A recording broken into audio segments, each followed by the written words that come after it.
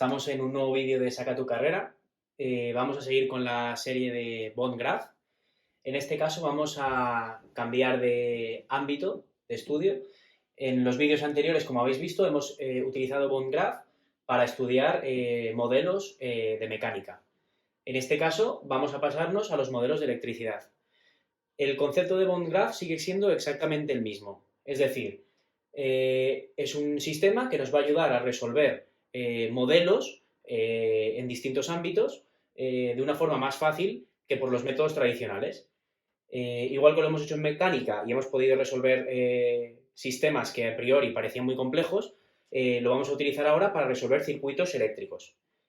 La teoría es exactamente la misma y por lo tanto lo único que hay que aprender es que en el caso de la electricidad, las fuentes de flujo, las fuentes de esfuerzo y las puertas van a cambiar.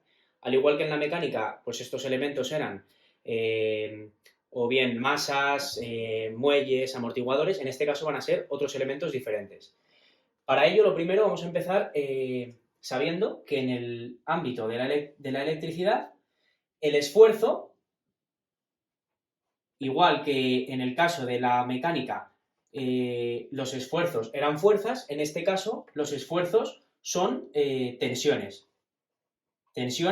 o voltajes. En el caso del flujo, al igual que en la mecánica los flujos eran velocidades, en la electricidad los flujos son las intensidades. Vale. ¿Cómo se representan las fuentes de flujo y de esfuerzo en la electricidad? Vale, pues una fuente de esfuerzo en la electricidad serán lo que se conoce como generadores de tensión, que podemos verlos representados como una E metida en un círculo o como lo que se conoce como baterías, que se encontrarán de esta manera. Ambas dos hacen referencia a fuentes de esfuerzo y por lo tanto se representarán como una fuente de esfuerzo tradicional. SE, esfuerzo, de valor V o del valor que nos indiquen que tiene la batería. Y en el caso de las fuentes de flujo, es decir, de fuentes de intensidad, nos las podremos encontrar representadas de dos maneras. Como un círculo con una I dentro, como en el caso del esfuerzo, o de esta otra manera, que son como dos círculos cortados. Estas dos son fuentes de esfuerzo y por lo tanto se representarán de la forma SF igual a la intensidad que esas fuentes de esfuerzo den.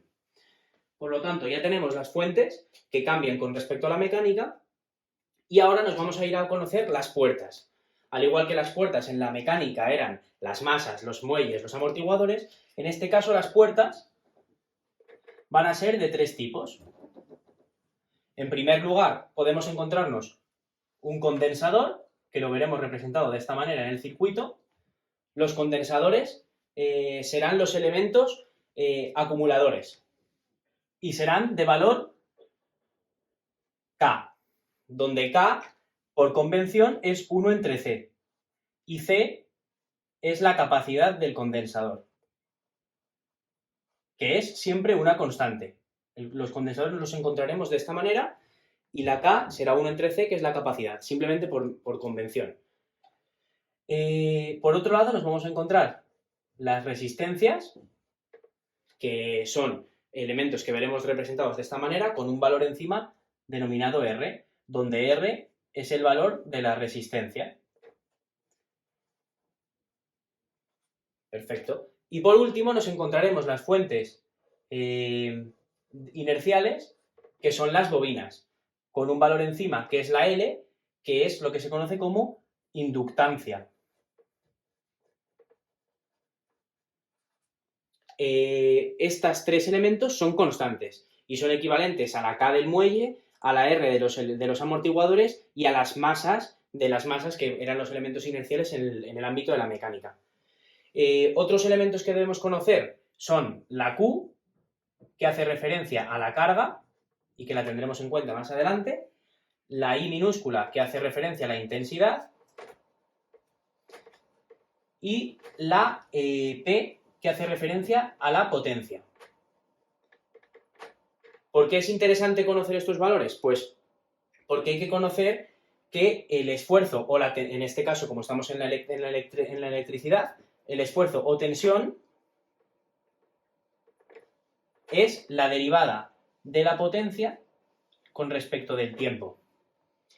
Y por otro lado, hay que saber que la intensidad minúscula es igual a la inductancia, perdón, a la potencia entre la inductancia.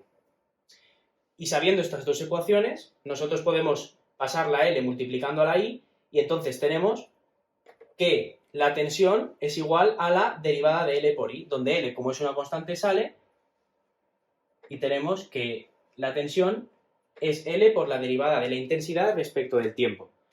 Esto es interesante para luego llevar a cabo las ecuaciones diferenciales y poder obtener los valores de los elementos que estamos calculando con la técnica de Bond graph.